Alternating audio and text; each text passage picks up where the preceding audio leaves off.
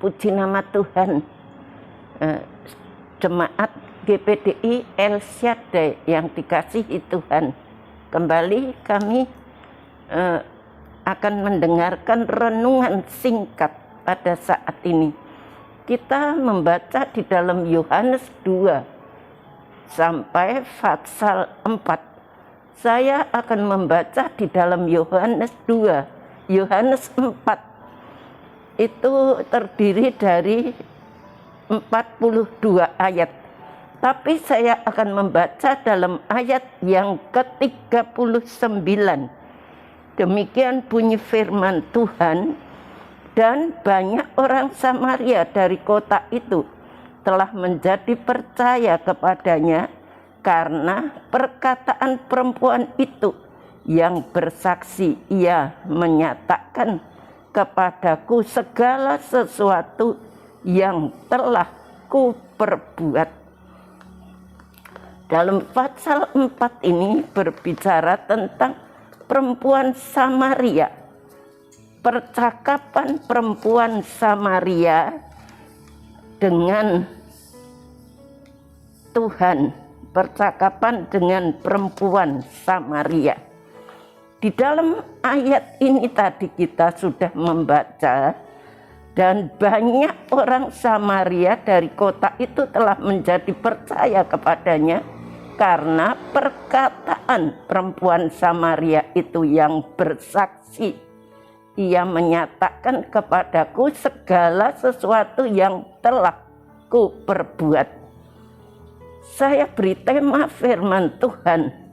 Tuhan adalah penyembuh luka hati. Tuhan penyembuh luka hati. Tuhan Yesus tahu apa yang menjadi pergumulan perempuan Samaria itu. Apa yang menjadi masalah perempuan Samaria itu. Di dalam ayat yang ke-10 dikatakan demikian. Jawab Yesus kepadanya, jika engkau tahu tentang karunia Allah dan siapakah dia yang berkata kepadamu, berilah aku minum, niscaya engkau telah meminta kepadanya dan ia telah memberikannya kepadamu air hidup. Jadi di dalam ayat ini, perempuan itu salah mengerti maksud daripada Tuhan. Dia pikir bahwa Tuhan itu akan memberi air secara jasmani yang dapat memuaskan kehausan secara jasmani. Perempuan Samaria itu salah. Tuhan memberikan aku air itu supaya aku tidak haus dan tidak usah datang lagi ke sini. Dia berkata kepada Tuhan di dalam ayat 15, Tuhan berikan aku air itu supaya aku tidak haus dan tidak perlu lagi datang ke sini.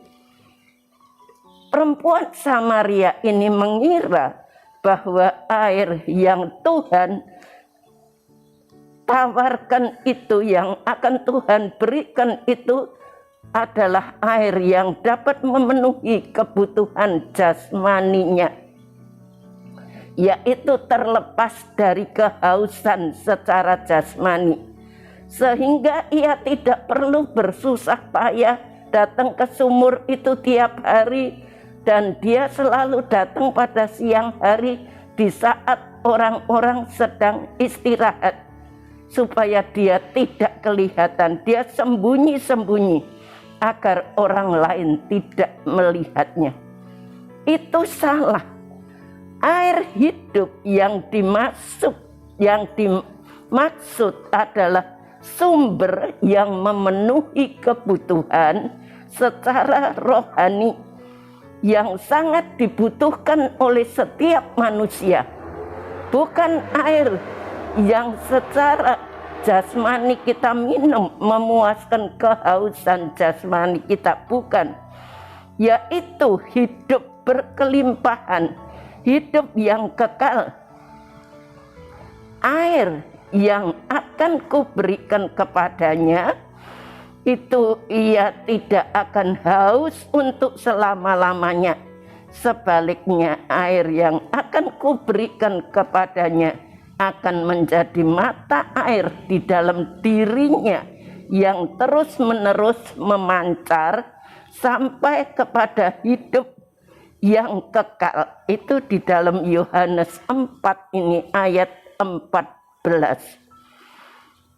Jadi air yang Tuhan akan berikan itu akan memuaskan secara rohani, dan itu akan memancar terus-menerus, akan memuaskan kebutuhan kehidupan manusia. Barang siapa percaya kepadaku, di dalam Injil Yohanes 7 ayat 38 dikatakan, barang siapa percaya kepadaku,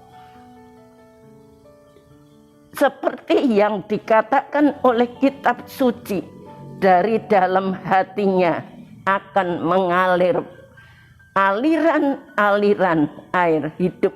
Siapa yang percaya kepada Tuhan, dari dalamnya itu akan memancar aliran-aliran air hidup. Perempuan Samaria berpikir bahwa